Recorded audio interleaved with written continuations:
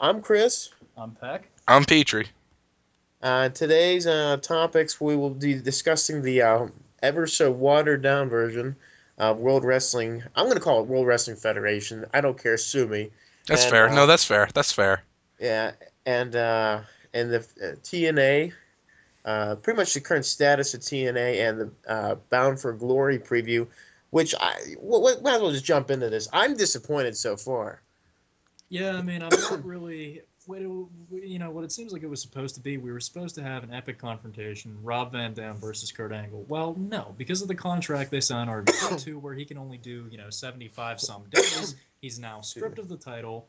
The title's vacant, and RVD's fighting Abyss for God knows why. And considering the fact that this is TNA's WrestleMania, and so far you only have 5 matches 4 days before the actual pay-per-view, that's actually kind of ridiculous. Normally, the WrestleMania pay-per-view is already set 2 weeks before ahead of time. You know what you're getting. You know what you're going to buy. This is a complete and total crapshoot. Plus, the whole thing is predicated on the fact of whoever these mysterious they characters are that are going to be showing up with Abyss. I mean, in reality, a lot of people are saying it's going to be people they already have, like Hulk Hogan, Jeff Jarrett, and Eric Bischoff. I'm sorry, that's like... It's ridiculous. Yeah, if you're going to do that whole they thing, I really want to see... If you're just going to pull people out of the company, I want to see a weird combination. Like, I want to see Shark Boy and Hulk Hogan. Well, see, now, Chris had an interesting theory about it. You want to give what that is? Well, I think it was pretty much... I was trying to figure out if they was going to spell names of wrestlers. Like, T would be for, like, let's just say like Tomko. H would be Chris Harris. And, like, somebody in E, and then... Eric Young. Y would be Young. Like, something like that, or, like... It could be EY. They did used to call him EY. It could be 2 people. It could be somebody with TH, and it could be Eric Young. Yeah, I mean, it could be something like that, like some kind of acronym or whatever. Like, I was thinking it could be some kind of wild card thing, where I really think if they would bring Vince Russo in on this, it would be gold. Just because of the fact that everybody hates him as it is, and have him like be in a combination with like Paul Heyman or somebody wild, and then have like a couple something. See, the thing is, though, there has to be some kind of wrestlers involved. Because I'm not going to get excited about people in an executive capacity. It's just there's really nobody. And I actually thought of this theory. I thought, well, would they do something where it's like the '80s wrestlers mad, at the fans or something, where it's like Hogan, Piper, and Macho Man or something, team with Hogan, something wild like that. But it just wouldn't be interesting. It wouldn't really make sense. But again, TNA never makes sense. And and just like you said, I'm pretty disgusted with this, abysmal 5-match card so far, and we're like a couple days off from the pay-per-view. This is horrible. I mean, Mike Locke says it's 12:37 on October 6th. That should be a Wednesday. Yeah, it's a Wednesday. So we're a full 4 days away from this pay-per-view, and I don't know. Yeah, there's no card, and you're having Mick Foley against Ric Flair not on the pay-per-view. On TV. Yeah, that's ludicrous. That is ludicrous. And your main event's a triple threat. I mean, that's all he focused on. It's like that's all he focused on was this triple threat, and there's been no setup for anything else. I mean, I guess the Flair and EV2 or whatever they're called, that was set up, really, but nothing else. The whole they thing takes away from the world title match. It does, yeah. And it's really gonna make us pissed if it's like a stupid swerve with Bischoff and Hogan and Jarrett and Mama Cass or somebody ridiculous. It's just put some thought into this, get some talent. I really would love it to be Shane McMahon. I really would, because you would be so mind blown of what the hell is going on that would just steal the show, and that'd be great. But it's not going to be, I don't think. And as far as major free agent signings, it's not going to be Shawn Michaels. No. It's not going to be Chris Jericho, which is unfortunate because we're deprived of his wrestling talents till after WrestleMania, which just makes me sick. Yeah, so there's no way with that. I mean, and that's the thing too, like with that acronym, or even if it's not an acronym, I don't know. If it was somebody like like a Chris Harris and a Tom Coe together or something, who cares? Like that's the problem, because it's really a weak group of people. You gotta have a strong group of guys coming into this. And it has to be somebody that's old news, someone that was in TNA already. Yeah. It's not going to be someone from left field. There are no, major free agents out there. There's no recent firings from WWE. There's not really anybody that's going to make an impact. I thought maybe Matt Hardy in some retrospect. I just thought of this, They but won't grant no, him his release. no. Like I really think they mean something. Like it's a secret of like a code or something. No, I mean, as for positives, I mean, quite honestly, if you look at TNA, the match quality is always much better than WWE. It's just a given. Kurt Angle involved in anything is you're pretty what you're gonna get. I mean, unless he's wrestling the Big Show, some super heavyweight that can't move around, that'll be fine. EV2, they can still go. Say what you will about them. Fortune, they're the mid card talent. They're the hope that TNA has. Granted, Matt Morgan has been kind of stuck in the whole Yeah. jobber, not really able to get over things, so I'm not really sure. It's hard to, Matt Morgan's another guy. It's hard to figure out what to do with him. That's the thing with TNA. It's like the Yeah. land of we don't know what to do with you, and that doesn't help because WWF is always on a focus point, even though it's the wrong direction and it's a crash and burn. Sometimes they're always focused on a course. TNA, it's really hard to picture the course, and I'm just very concerned that this is your major pay-per-view and we don't have TNA is not even lineup. clear about what characters are faces and which ones are heels. I mean, the main event, quite honestly, every single one of them is a face. Yeah, it's hard to pinpoint this. Like Flair and Foley not on pay-per-view is amazing to me. Why is this not on pay-per-view? Why is this free? I don't understand. Like I understand in a way because it's like the build up to the pay-per-view makes sense, but it's like You want more people to buy the pay-per-view than Yeah. watch Impact. and I'm not impressed with the match lineup. Really, I'm not. Really? The Motor City Machine Guns and these what Generation V. Problem is, that's a rematch. We saw it at the Yeah, last pay-per-view. been there, done that. Who cares? The women's match makes sense, but I'm not really Lacey eh. Von Erich's not in it, so I'm not Yeah, happy. we're not interested. And Abyss and Van Dam, yeah, okay, but once again, it just seems like shoddy, matchmaking. It's like, why didn't you guys make a good 12 match lineup and really build this thing up? Because I don't think I've ever seen a Bound for Glory where it's been like this. It's always been organized and pretty much a good build up. There's been a couple extra matches thrown in there, but why Plus, not? correct me if I'm wrong, but is Sting involved at all with this pay-per-view? He's usually I with don't the think. face about. Which is weird. And this is why I think it's going to be this. I really think it's going to be, it's two things. It's either be people that we haven't seen in a while. It's either wrestlers and managerial guys together, or it's going to be this ridiculous Jeff Jarrett, Bischoff, and Hogan thing, and it's going to be a major play out where Sting and Nash come on, try to, save TNA or something ridiculous. That's probably why, and that's probably the way it's going to be. And TNA, unfortunately, it's been great this year, but this could be the disappointment of the year. Here's a horrible theory for what they could be. If you take the T and you take the Hey, it could be Booker T and Paul Heyman. Yes. Well, I mean, it would. Ooh, yeah. Ooh. If that happens, I'll overdose on sleeping pills, and Peck won't be part of the show anymore. I mean, if it was like Steiner, Booker T, but see, like no one really adds up, and no one makes sense except Jared Nash or Jared Bischoff and Hogan. So I don't know. What are any other matches on the card? That's Abyss and Van Dam. EV2. Monsters Ball. What was the last legitimate Monsters Ball they had? Like, supposedly lock the wrestlers in a box for 24 hours and then have them come out and wrestle. I'm sorry, wasn't that the first Monsters Ball? Yeah. Something like that. At what? I'm thinking Victory Road 2004. I have to. Yeah.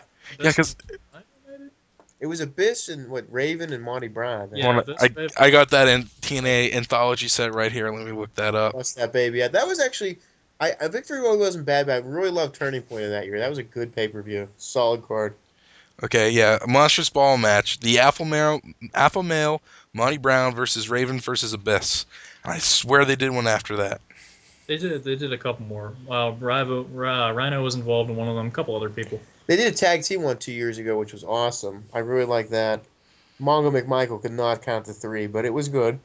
Yeah. So this year, let's pray to God. But I'm definitely positive about TNA, even though I think they're having trouble of getting an audience, which I can't figure out why. Well, I mean, let me put it this way. The buy rates are bad. The TNA pay-per-view is going to be good. Compared to the garbage that I just witnessed on Sunday with Hell in a Cell, I mean... No, what happened? No, what happened with that? Let's switch over. Yeah, we'll switch over and then we'll switch back. We'll kind of go back and Well, forth. first of all, let's start with the main event. Now, one of the hottest feuds, in the past, Undertaker versus Kane. Probably in the last 15 years. Right. But Since here's the thing. Attitude Era, that's Yes. been pretty hot. TV PG completely destroyed any kind. I mean, video packages were watered down. You don't get the sense that it's two evil people fighting out, and it was just terrible. Kane retained the belt, and he finally beat The Undertaker for the second time in a row, but apparently the urn is really just a flashlight. Paul Bearer took the top off, shone it in The Undertaker's eyes, distracting him. He got hit with a chokeslam and lost. The match itself was just dreadful. And really, they're starting to show their age. I mean, The Undertaker did get himself in much better physical condition, but the match itself was just crap. Really, nothing else changed. Randy Orton retained the WWE title in the best match on the card against Sheamus. Congratulations to you two. You're the only thing that didn't stink up the building. Edge decided to randomly fight Jack Swagger and beat him because he has a war against all things stupid. Jack Swagger still being a mid-carder is one such stupid thing, and the match killed the crowd. That's my pet peeve. I don't know if anybody will agree or not. Jack Swagger is the new victim of this random, like, main event should happen thing, but doesn't, and stuck in mid-card. Well, here's the thing. He lost every match, and the writers decided to take the belt off of him because they felt he wasn't doing enough, and they're the ones writing the storyline, having him lose every match. See, they give that fake push.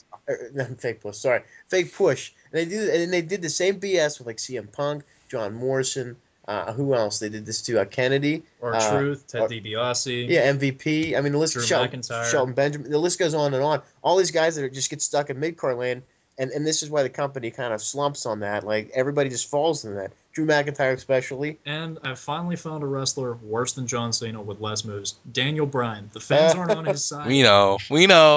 Oh, he retained the United States title against The Miz and John Morrison. It was ridiculous. Okay, I got a question.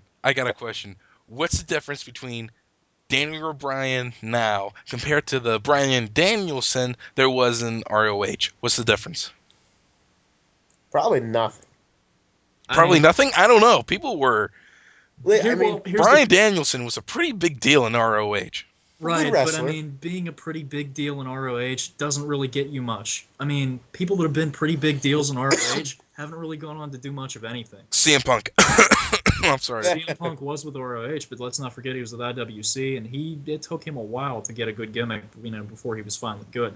Desmond Wolfe, he can do something. Daniel Bryan, I don't know. I mean, I can make a whole argument for those guys. I mean, what about Colt Cabana? What about Colt Cabana and Claudio? Well, here's the thing, though. Those people, a company didn't try to take them and make them into something that they're not. WWE, if they see that someone's a good wrestler and doing all these crazy moves, they instantly take those moves away from him for fear that he'll be getting injured. And they try and change somebody and polish them more and make them much better at mic skills. And with Daniel Bryan, it just failed miserably. Yeah. That's the thing. That's the problem. Like, it's really hard for these technical wrestlers to really do anything without their technical skill. And even though, they're trying to introduce us to much smaller wrestlers, he still looks like Spike Dudley out there. I mean, Evan Bourne is the only one his size in WWE, and I just can't take him seriously. I can't picture him beating anybody. I don't feel like he should have a job. Throwing him into the main events, force-feeding him down our throats, he just can't get over. Evan Bourne. Well, Evan Bourne and Daniel Bryan. Without the mat technique, and if they can't talk, they're done. I mean, Evan Bourne, aside from the shooting star press, quite honestly, all he does is fight with Sheamus every week on Raw and lose. Yeah. Yeah. Keeps getting hurt, too, It's like that, There's always some kind of injury going on with him. Yeah, I hate saying that. Because, Evan Bourne, you got to admit, whether you like it or not, he could turn go piss in the gasoline. He can. Yeah, and Evan Bourne is one of those guys where if I saw him in an independent show, I would want him to be in the main event, and I would cheer. I'd give him a standing ovation for having the best match on the card. But on a big stage, he's never going to be, a main eventer at WrestleMania, and I just, I can't see him getting over on a large scale like that. I mean, he's going to be a successful independent guy. He's going to make his money, but there's not a whole lot you can do with him aside from some, gimmicky Intercontinental title reigns, pretty much. That's a bold statement. I really think he's going to do something in this business, Evan Bourne, especially WWE. He's flashy. He's yet to prove himself on the mic, but he's so over the top. He's so out of the norm that any regular WWE fan would be excited to see him. Us three would just be. Here's the thing, though. Would we be more excited about him than we would be about John Morrison? We're saying John Morrison, could be champion within the next year here. I mean, we're not going to put Evan Bourne ahead of him, certainly. No, absolutely not. But his time will come. I mean, did you really think that Triple H would really be a legend? I'm like, we're gonna have to come to grips with this sooner or later in our lifetime. But would you really consider Triple H to be a legend? Would There you? are people that I can look at when they've debuted that I can honestly say will be world champion one day. Drew McIntyre, perfect example. I was on him from day one. I said he's going to be great. He's going to be world champion, and I saw, I see it happening. Evan Bourne, it's a little sketchier. Like to me, he's always going to be, if he does win a world title, it'll be in that summer, Extreme Rules ladder match kind of setup. Like I don't see him carrying the company in the winter months.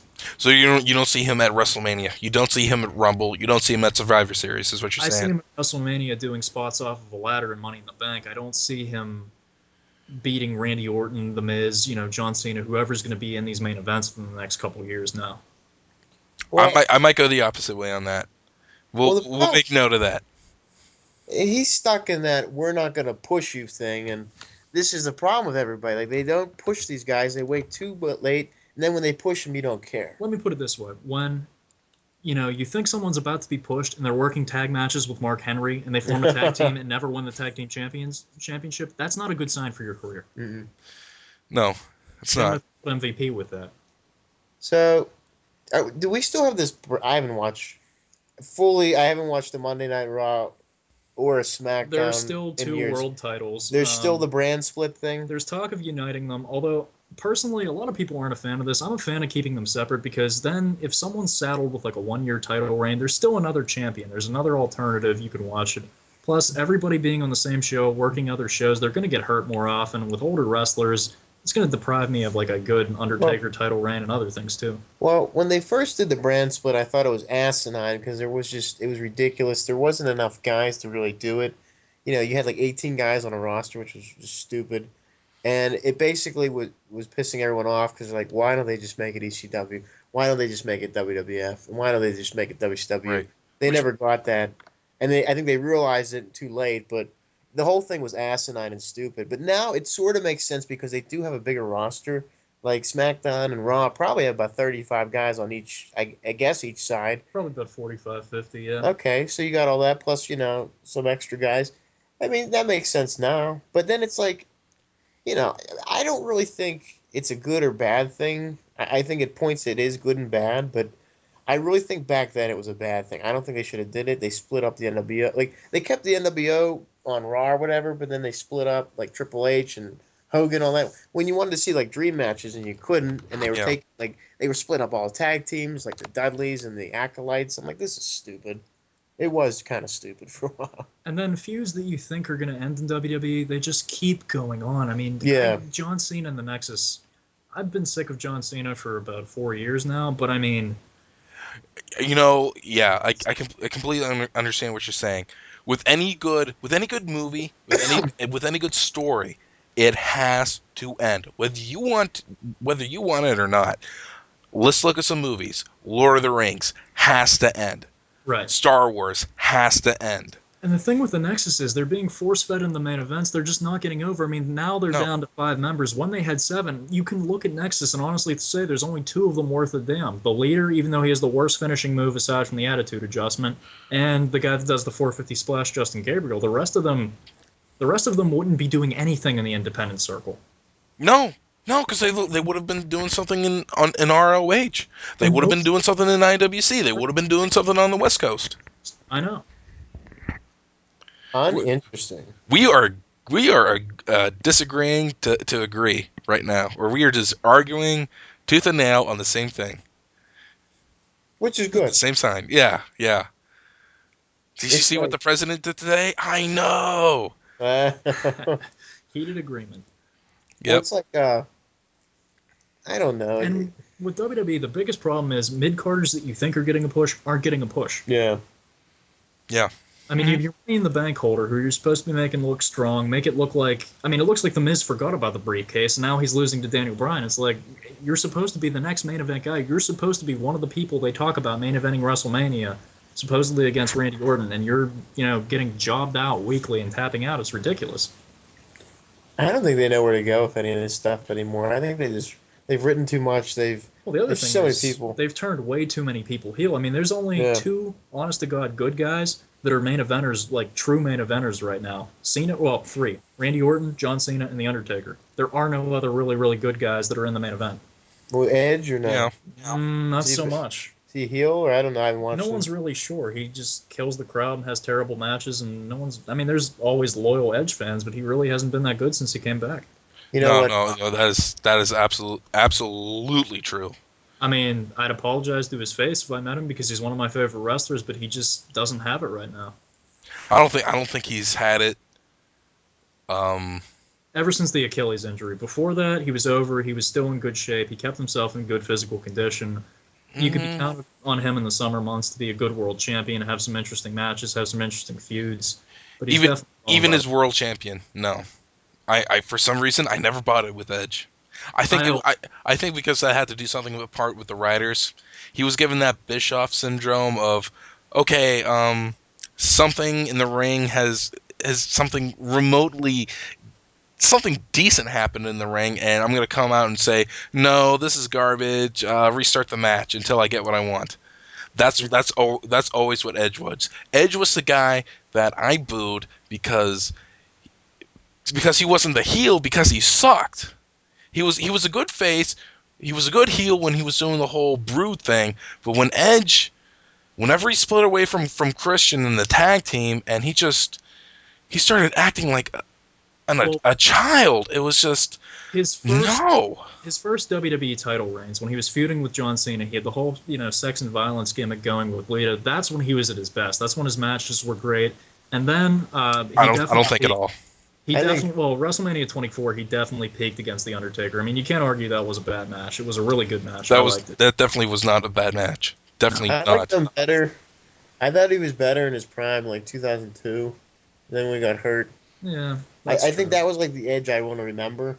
And then he did have great times too. What Tyler just said though. But he's one of those people that a heel turn helped him so much more. Yeah. I mean, Chris Jericho is a heel. People still loved him. People still cheered for him. But his heel turn was one of the most successful ever. I think he just looks too old now, where he just looks like kind of burned out and stuff, and that kind of affects, I think, the way we perceive him. Because if honestly, if he looked like the way he did in 2002 with the skills he has now, he'd be unstoppable. No, I mean, I will congratulate WWE for not changing Randy Orton back into a white meat babyface, letting him do his whole sadistic punting people in the head thing, and making him still the same character. I'm sorry, he still does that. WrestleMania. If you watch WrestleMania 25 and WrestleMania 26, his matches together, there's no difference. Oh, But he's supposed to be a bad guy in 25 and a good guy in 26. That does not compute to me whatsoever. He's still punting people in the head. I think that's a good thing, though. I think he's one of those characters. I'm glad that he stayed consistent and hasn't changed and started pandering to the fans. What actually happened was, I don't think they turned him heel. I think they finally realized, hey, everyone's cheering for him anyway. I really think that's so ridiculous, though. You can't say, okay, for example, and if you're in a classroom teaching kindergarten kids and you want them to clean up, after playtime, and you start singing a song to get them to clean up, and you're singing the song and they're not cleaning up, guess what? That song is ruined. You're never going to sing that song again, because as soon as you sing that song, they expect you to sing that song while you're cleaning up. That's exactly what happened with Randy Orton between WrestleMania 25 and 26. He kept doing the same thing. And to me, it doesn't work. Well, see, to me it worked because, did you honestly ever think there would be somebody rivaling John Cena in merchandise sales at this point in time? I never did. But Randy Orton has certainly done it. Randy Orton is kind of if anything, the adult fans that aren't women and children that cheer for Cena, they flock to Randy Orton now. The one thing my friends and I, even though, a lot of them are Cena fans and we disagree on almost everything, we all like Randy Orton. I don't even it could like personally it all. just be because I really, really want to look like him. I'll be honest with you. I want to get contacts, minus the blurry tattoos, of course. I think Jeff kind of looks like Randy Orton in some kind of way. Anyway, I don't think Randy Orton even looks like Randy Orton. Randy Orton, when we first started to know who Randy Orton was, who this third generation wrestler was, that's Randy Orton. Randy Orton now with the sleeve tattoos and the maniacal look and punting people in the head is not Randy Orton. But I mean, haven't you honestly always wanted to do that to someone you hated? I mean, that's kind of why I like him. I think Tiger Ali Sang should just come back and punt him in the head. Tiger. Actually, technically, he still owes Rob Van Dam a rematch for almost ending his career. See? Whatever happened to him? Remember him? Tiger Ali Sang. Okay, wait a minute. Okay, wait. Is that the dad or the son? I think it's his son, because I think Jeet Singh was the dad. Tiger Jeet Singh, yeah. Well, Tiger Ali Singh, I think he tore his ACL and couldn't wrestle again. Remember that? Because he was managing like Mosh and like D'Lo Brown as like Lowdown or whatever. Horrible. I do remember that. I really think he tore his ACL and he couldn't wrestle again. He was one of those like weird guys that had like that Baracus push. He like came and went and then came back and then faded out. He was, I don't know, that's a career that just never really went anywhere. It's a shame, but oh well. It really is the same because one thing I remember, one of the few things I remember seeing live was that the WrestleMania, a Raw, 3 weeks before WrestleMania, they came to Pittsburgh, and I saw a lot of shit. Nice. I saw a lot of stuff there that I think is really important to wrestling history, at least to me, is on that show. And I remember Kurt Angle elevating Singh over his head in a beautiful belly to back suplex. Nice. It was textbook, but it was. What was that? With 2000? I would say, oh geez, that was when you and me were in 7th grade. So I'd say 98. This is 3 weeks before WrestleMania 15. Oh, that was 99. Yeah, okay. Yeah, 99, and it was beautiful. And you really thought that like they could feud, but nothing came of that. I know you could find it somewhere. Back to the whole WWE TV PG thing. I mean, the biggest problem is the bad guys can't be bad enough, and the good guys are just so constrained that they can't even make any jokes anymore. Yeah, it's horrible. What do you do with it? Like Vince McMahon used to be the center of that show. Now he's gone. You know, it's all fading out. Like all the main guys. You know, how much longer can Taker go? Can Triple H go? They really can't. Yeah, I mean, I heard through the grapevine that Triple H has his own office now. He does. He's getting ready to take McMahon's place whenever he's done. Oh, right. God. He's actually doing a lot of the storyline writing now. But I mean, Taker, when he's not fighting somebody like that's, I mean, there are times that he can still go. Against Kane just wasn't a good example because Kane can't still go. But against somebody like Edge, Randy Orton, somebody like, a little bit quicker, Taker still rises to the occasion and has decent matches with. He had a really good, 25-minute match against Jack Swagger and beat him on Raw when Swagger was World Heavyweight Champion. So, I mean, he can still go. They just have to do it in the right setting. Unlimited quantity. Yep. On a limited basis. I mean, he gets over like gangbusters at WrestleMania. Right now, he's, aside from Randy Orton, he's, the biggest draw they have. Wait, is Rey Mysterio still wrestling? Yeah, he's another waste. It's just useless. I knew Alberto Del Rio was going to suck when he was Dos Caros, and you know what? He proved me right. Now, if I have to watch one title match featuring him against any good guy, I'll leave. I'll go home. I would actually root for John Cena to beat his ass. Cena's looking old. I looked at him like, whoa. Well, he aged kind of a little bit there. He kind of run down. What I love about him is he changes his colors every couple months, so all the little kiddies have to run out and buy new T-shirts. They're not current anymore. I think it's time. I think what they should do is, if they're gonna change John Cena again, which I don't know if they will, if they're gonna do a heel turn, I think he should drop this ridiculous rapper gimmick thing. No, and just do something totally different. I don't think so. He needs to be funny again if he's gonna turn heel, and he needs to make fun of people more. But I don't know if they could ever really turn him heel because, I mean, they like the merchandise sales too much, and I don't know. I just don't see it happening. He's not really that good of a wrestler to turn heel. No. And whenever you have to become a heel, you have to learn more moves. He can't do that. No. His skills just so bad. Like when you watch him wrestle, he looks like he's a guy that just got out of training. Now, here's the thing on John Cena. I'll be honest, as a person, I think he's a good guy. I like what he does with Make-A-Wish Foundation. I like what he does being the face of the organization. As a wrestler, doesn't know a headlock from a hammerlock. No. No, he doesn't. Of the worst matches in wrestling history. I'm sorry, guy, but unless you have Shawn Michaels to carry you, you just can't do it. I don't know, because I think some of the worst matches in wrestling history, at least in the modern day era of WWE, I think they all belong to Batista. Well, here's the thing: Wait, if you see one, I want to preface this. small. I want to preface this.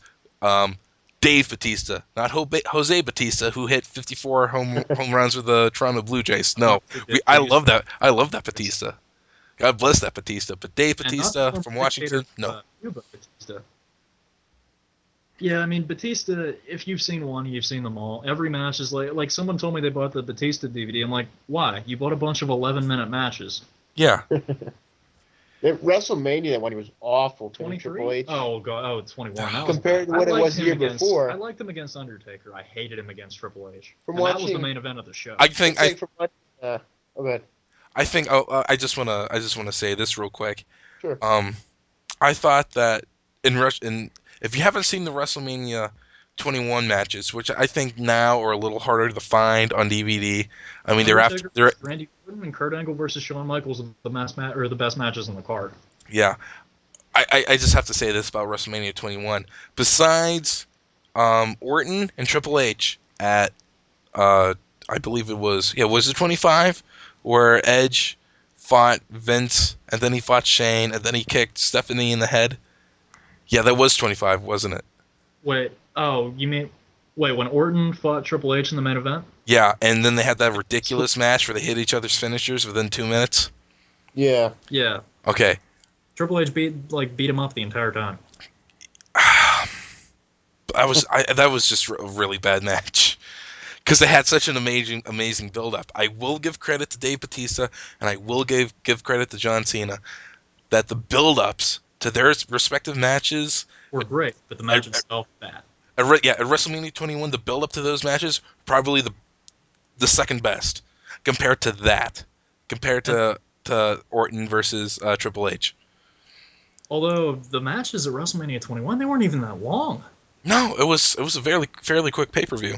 Well, compared to like watching Benoit against Michaels and Triple H the year before, and then watching that was just like, oh, what a ripoff!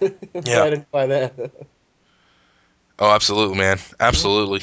Bad title match, WrestleMania 22. Kurt Angle versus Randy Orton versus Rey Mysterio. Rey Mysterio beats both of them in 11 minutes. Don't buy that. No, don't buy that. Even the Undertaker match. You know what makes me mad too?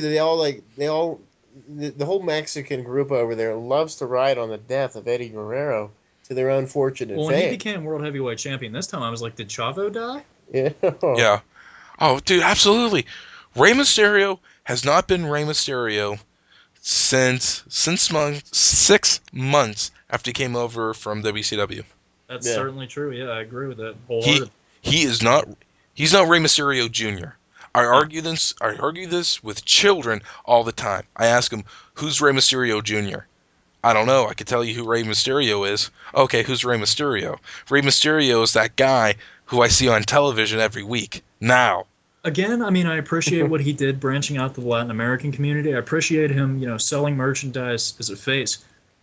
Wrestling, if you've seen one Rey Mysterio match, you've seen them all. The only good ones I remember against Dolph Ziggler and Chris Jericho. He's not the guy. He's not the guy to do that, to bring the market to Latin America. He's not. That's what they do, though. They dull them down. Else, though. They water them down on purpose because they don't want, these guys. I don't know if it's just injury or what. Like, they don't want them to shine or something. I don't know.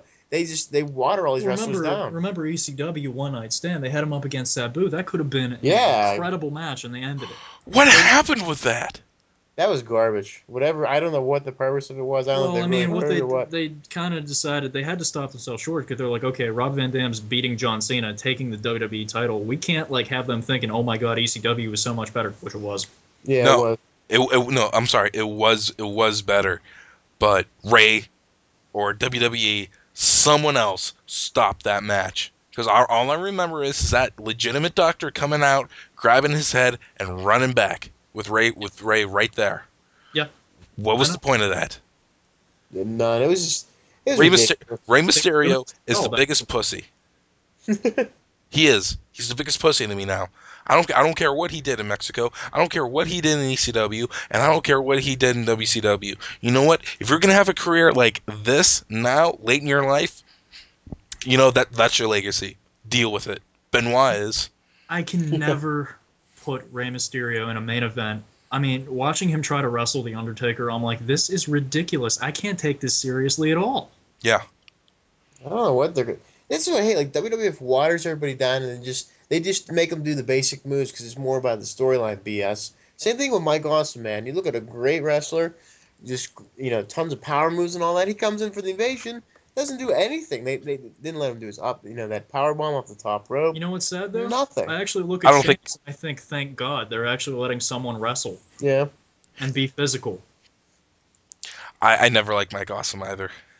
Well, I didn't like Mike Awesome for what he did to ECW. Yeah, not as a person, as a wrestler, not bad, but they watered everybody down. That's what they do. They don't care. I'm sorry, not even as a wrestler, I still don't like Mike Awesome because Mike Awesome still had the same match from FMW to ECW to WCW. The thing with Mike Awesome is he had the athleticism. He didn't have the look. He didn't have the charisma. I mean, Psycho Sid may not have been a mat technician, but you knew what you were getting with Sid, and he could get people out of their seats. Right. Hey, I'm sorry. I'm sorry if I can get this out real quick. Yeah. Unlike Sid, Mike Awesome never wrestled a match. He always brutally beat the hell out of someone. That's true. That's certainly true. That was never reciprocated on Mike Awesome. No. There was always some moves, but there was no giant killer angle with Mike Awesome. Masato Tanaka never really just dominated Mike Awesome the way Mike Awesome decimated Masato Tanaka. Yeah, there was never any give and take in the matchup. It was pretty much a lot of flashing moves from Mike Awesome and a couple of counters, and that's it. Right. Even in FMW, where he's a nobody, the Gladiator they were just squash matches. Remember, they were ridiculous. I'm sorry, what's up? Remember he slammed one of the Insane Clown Posse and they fell off the bus? Yeah, he hit the razor's edge on top of the bus and they slid off. That was great. Not for the clown guy, but for us to watch. Sorry. The sad thing is we see the Insane Clown Posse in wrestling more than we see good matches in WWE these days. Ain't that the truth? I'm sorry, they throw batteries and beer bottles at Tilla Tequila. I owe those guys. Yeah, we all do. I mean, even though I only liked a couple songs, I'm definitely on board with them now. Did you want to say something about Mike Awesome again? Was there something else you wanted to say too? I think we all know now where I stand on Mike Awesome. You know who this would be interesting, and not to jump on the subject, but just once again back to they. Wouldn't this be genius? I mean, this would sum up everything if they was Bruno Sammartino. That would be ridiculous. Wouldn't it? Because he is the answer to everything. Now, they're never going to do it, but he could just he'll never do that now. No. But wouldn't it make sense? He'd be like, you people ruined professional wrestling. By the way, there's something else we didn't mention. WWE has had, in the past 2 weeks, they've had 2 pay-per-views, and in 3 weeks, we have yet another one. Yeah. How much is enough? The Undertaker Kane Final Confrontation and supposedly a Buried Alive match is going to come at, ready for it, bragging rights? Oh, my. Wow. Not Survivor Series. Yeah, bragging rights. What is this new?